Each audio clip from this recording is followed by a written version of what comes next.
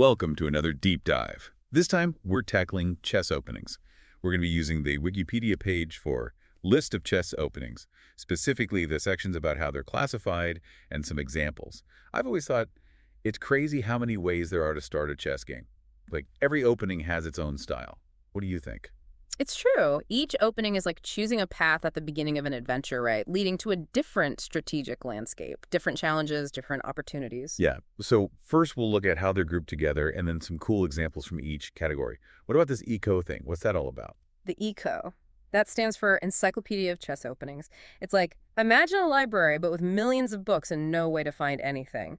That's what chess openings would be like without the ECO. It's a way to categorize them. 5 main categories, A through E. Each one has like 100 subcategories. Okay, so it keeps things organized. What about category A, the flank openings? What makes them different? Those are kind of like the rebels. They don't immediately fight for the center of the board, with moves like one-way Phi or 1d4. These openings, they start with other moves, like 1b3 or 1f4. Instead of a head-on attack, it's more like they're trying to control the center from the sides. Exactly. It's called hypermodern play. It often leads to slower, more strategic games. Are there any specific flank openings that really stand out to you? Oh, yeah, definitely. A bunch, actually. Each one with its own quirks. Like, the Larson's opening starts with 1b3, aims to control the queen side. Then you've got the Bird's opening, which is 1f4. Both of those can really catch an opponent off guard because they're not the usual moves you see. It's wild how that first move can change everything, huh? Okay, what about category B, the semi-open games? What are those all about? So they usually start with 1d4-4, but black doesn't respond with 1.e5, so it makes things asymmetrical right away. Asymmetrical. So does that mean one side has like a big advantage from the start? Not necessarily a big advantage, but it does make things unbalanced. It often leads to sharper games, more dynamic. Both sides can attack. So riskier, maybe? You could say that. One of the most famous is the Sicilian defense. Black responds to 1.e4 with 1.c5. I've heard of that one. Why is it so popular? It gives black a lot of attacking opportunities right from the start. It avoids those symmetrical pawn structures you often see in open games. So it leads to some unique battles, both strategically and tactically, but it's a double-edged sword. Black has more attacking chances, but they can't get too greedy or they'll overextend. So good for aggressive players, but you got to know what you're doing. Yeah, exactly. A lot of top players love it, but it's tough to master. Okay, so we've got the rebels and the risk takers. Now on to C. This one seems a little weird because it's got two things that seem really different. The French defense and the open games. You're right. The French defense, starts with 1.e4, e6. It might seem out of place next to open games, which all start with 1 peer e4, e5. But there's reason they're grouped together. What's the logic there? Well, think about it. The open games, they make up a huge chunk of the variations from that symmetrical 1e4, e5. The French defense, it's kind of its own thing with that immediate pawn tension and closed nature. So they're together because they both start with 1e4, but then they go in totally different directions, strategically. Exactly. French defense, known for closed positions and strategic battles. Open games tend to be more tactical, more dynamic. Can you give us a quick rundown of how those two are different? Sure. In the French defense, black's e6 move creates a pawn chain, and it can make development on the king side tough for black. White tries to use that, building a strong pawn center, and getting ready for a kingside attack. But black is looking for counterplay, maybe on the queen side or in the center. It's a cool struggle. Sounds like a chess version of a slow burn. Uh-huh. What about open games? You said they're more tactical. Yeah, open games, open positions, lots of piece activity, full of tactical possibilities, deep theoretical lines. Some famous ones like the Ruy Lopez and the Italian game, people have been analyzing them for centuries, and there are still new things to discover. Sounds like you need a supercomputer for a brain to play those. It definitely helps to be able to calculate a lot of moves ahead, but even if you don't know all the theory, they can be really exciting, really dynamic.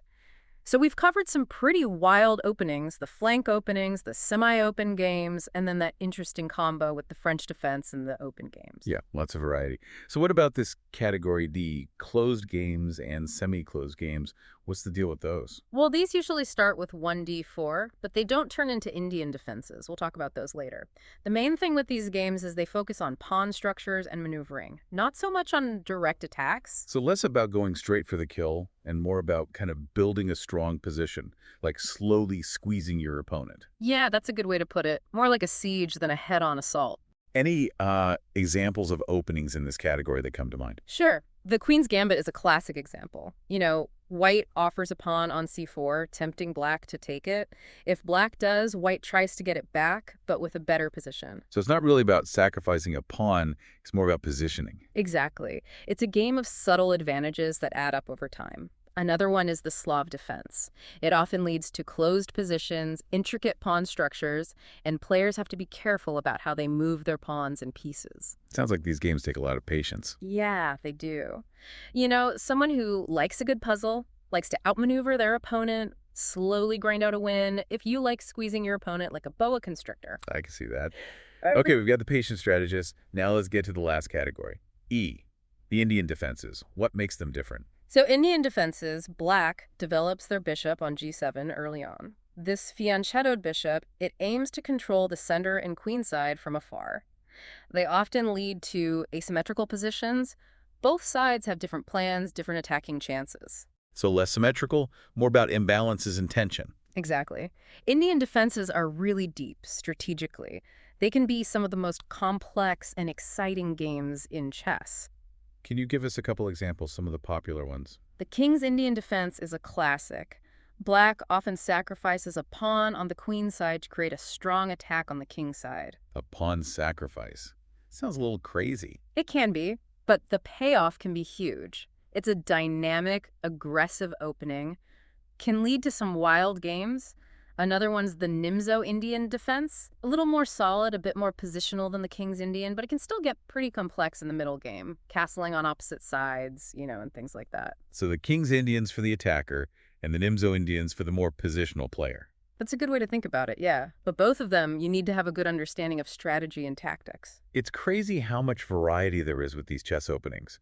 We've got everything from quiet positional games to these wild sacrifices and attacks. But with all this, how does a beginner even start? How do you choose what's right for you? That's a great question, and it's something we'll dive into more in the last part of our deep dive. So we've talked about all these different openings, but as a beginner, how do I actually choose one? It's a lot to take in. Yeah, I get it. It can be a bit overwhelming. There isn't one that's the absolute best, but you can definitely find openings that fit your style. Okay, so where do I even start? Do I just pick one at random and see what happens? Well, not exactly. Think about what kind of chess player you are, or what kind you want to be. Do you like those sharp tactical battles, or are you more into the slower, more strategic games? Yeah, that makes sense. I think I'm more of a strategy person. I like building a strong position and then outmaneuvering my opponent. Okay, then you might like openings like the Queen's Gambit or the French defense, the ones we talked about earlier. Those often lead to closed positions, with those interesting pawn structures. So maneuvering and positional play are really important there. So I got to match the opening to my personality. Exactly. And also your level of experience. As a beginner, you might want to start with openings that aren't too complicated. Ones where you don't have to memorize a ton of variations. Got it. So maybe not the Sicilian defense right away, huh? Even though it sounds pretty cool. Yeah, maybe not as your first opening. It's a tough one, even for experienced players. You can learn it eventually, but it's good to start with something a little more foundational. Makes sense. What about resources? How do I actually study openings? There's so much out there. Books, websites. There is a ton. Don't worry about trying to learn everything at once, though. Just focus on the main ideas behind an opening, not just memorizing a bunch of moves. So understanding the why instead of the, what was it? The what? Exactly. That way you'll be able to make good decisions even when you see positions you haven't seen before.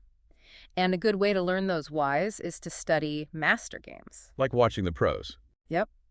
You can find those online in books all over the place, and they're often annotated so you can see what the players were thinking, see how they handled different variations, the strategic and tactical themes that come up. That's really cool, like having a coach, basically. Pretty much. And then, of course, the best way to learn is to practice, play some games. Yeah. Against a computer or a friend.